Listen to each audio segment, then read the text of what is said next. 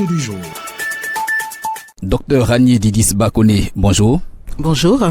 Vous venez de visiter plusieurs boutiques et supermarchés de la commune de Yopougon. Quel était l'objet de cette visite? Nous avons donc sillonné les boutiques de proximité de Yopougon dans les quartiers pour afficher des prix plafonnés. Le gouvernement, dans un souci de préserver le pouvoir d'achat des populations et donc de lutter contre la vie chère, de stopper la hausse des prix excessifs que l'on a pu observer au niveau mondial et qui a des répercussions sur la Côte d'Ivoire, a pris un certain nombre de mesures. Et parmi les mesures figure le plafonnement des prix de certains produits de grande consommation. Il s'agit de faire en sorte que pour les produits identifiés, les prix qui ont été arrêtés de concert avec les acteurs de chaque filière soient respectés sur le terrain. Et que les populations puissent avoir accès à ces produits de grande consommation et même de première nécessité pour certains, à un prix abordable. Et donc, lorsque le ministre du Commerce, de l'Industrie et de la Promotion des PME a fait adopter la mesure de plafonnement des prix, il s'agit de rendre cela effectif sur le terrain et de rendre cela opérationnel. Et lorsque nous avons échangé avec les populations, parce que au Conseil national de lutte contre la vie chère, nous avons régulièrement des groupes de discussion, d'échanges avec les populations, des remontées du terrain. Et il s'est avéré que les consommateurs nous ont dit la mesure de plafonnement des prix, c'est une très bonne mesure. Ils applaudissent, ils sont contents de cela. Mais ils nous disent il faut descendre dans les quartiers. Il faut descendre là où nous nous approvisionnons au quotidien. Les supermarchés, les grandes surfaces, pour la plupart, affichent les prix déjà. Et donc, il est facile de rapidement s'apercevoir si le prix plafonné est respecté ou pas. Mais pour les boutiques des quartiers, cela est beaucoup plus difficile. Or, ce sont dans les boutiques des quartiers où nous approvisionnons tous les jours. Nous allons à la boutique pour acheter un paquet de sucre, une bouteille d'huile, un peu de riz, etc. Donc, ce sont des boutiques de proximité, comme son nom l'indique, qui sont au plus près des populations. Et donc, il s'agit de faire en sorte que ces boutiques-là également respectent les prix plafonnés. Et pour permettre aux consommateurs d'avoir la bonne information au moment de passer en caisse, au moment de payer, eh bien, on a été instruit par le ministre Souleymane Diarra de confectionner ces affiches et de les faire placarder, de les faire afficher sur l'ensemble du territoire dans les boutiques de proximité. Et donc, c'est cette opération que nous avons lancée à Yopougon pour que les boutiques des quartiers, les boutiques de proximité puissent afficher les prix plafonnés et que le consommateur, lorsqu'il vient acheter, sache exactement à quel prix il doit acheter et non à un prix supérieur. Docteur, quel a été votre constat donc au terme de cette visite? Le constat est positif parce que les boutiques que nous avons visitées, ce sont des boutiques qui respectaient les prix plafonnés. Mais nous ne sommes pas dupes et nous sommes conscients que malheureusement, il y en a qui jouent avec la loi, qui jouent avec les décisions du gouvernement. Et c'est pour celle-là.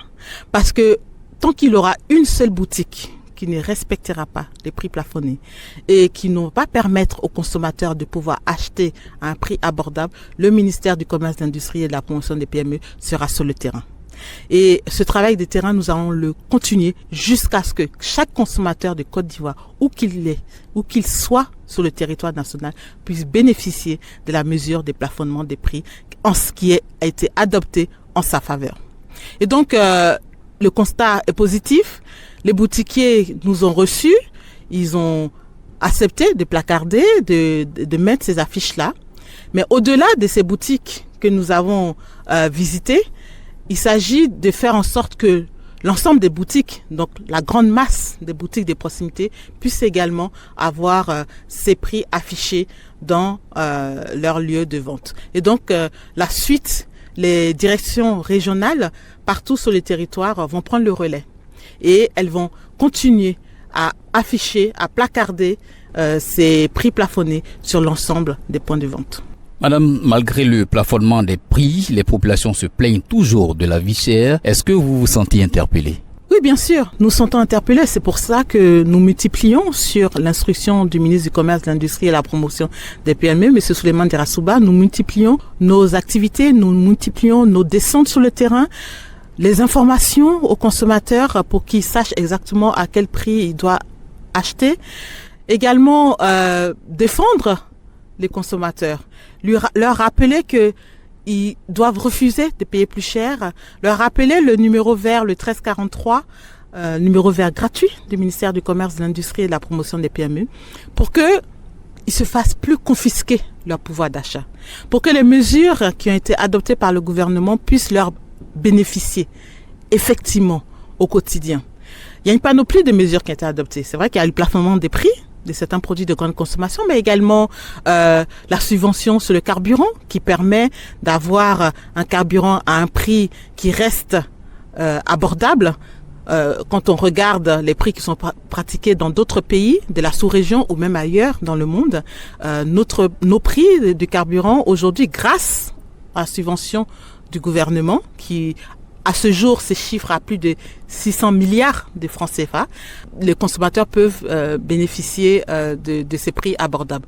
Donc, il y a la subvention sur le carburant, il y a eu la subvention sur la suspension des droits de douane sur les importations de blé, les subventions auprès des acteurs du vivrier, etc. Donc, il y a un certain nombre de mesures qui réellement ont été adoptées et qui permettent aujourd'hui à notre pays d'atténuer l'inflation mondiale, d'atténuer les velléités de hausse des prix que nous pouvons observer au niveau international, d'atténuer donc cette situation exogène défavorable. Et donc aujourd'hui nous nous retrouvons avec des taux d'inflation qui restent, c'est vrai, peut-être supérieur à ce que on a pu connaître par le passé, mais qui reste abordable, qui reste contenu par rapport à ce qu'on peut observer avec nos pays voisins, avec des pays de la sous-région ou même ailleurs dans le monde. Dites-nous, docteur, à quoi s'exposent les commerçants véreux qui font de la spéculation?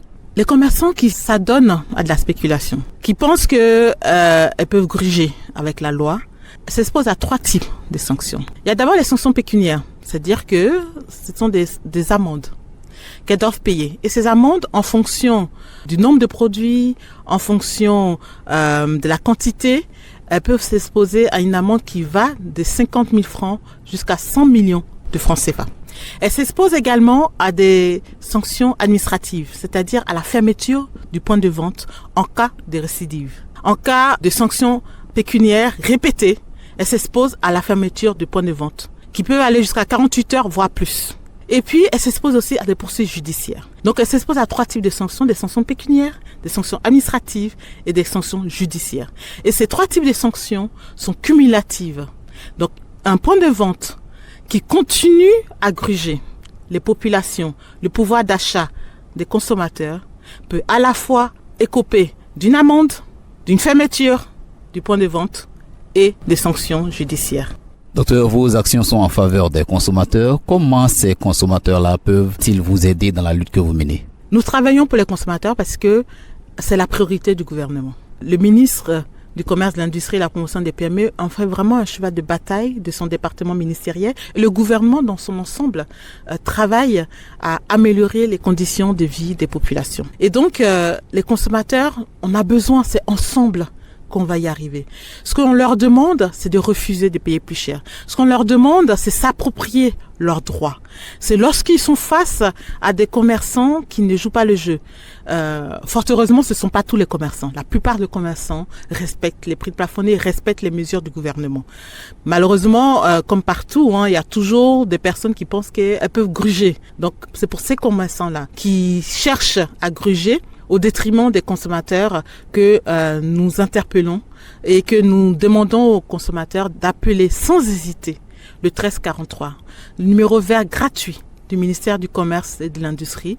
C'est un appel anonyme qui ne se gêne pas parce que souvent on entend « Ah, je veux pas mettre du sable dans la tchéké de telle personne » ou bien « Ah, mais le commerçant, je le connais, on est dans le même quartier, donc vraiment il respecte pas, mais bon, je compte... » Non, il faut qu'il sache que l'appel est anonyme et que lorsqu'on a un signalement, les contrôleurs qui vont sur le terrain, en aucun cas, ils ne disent qu'ils viennent contrôler parce qu'ils ont reçu un appel.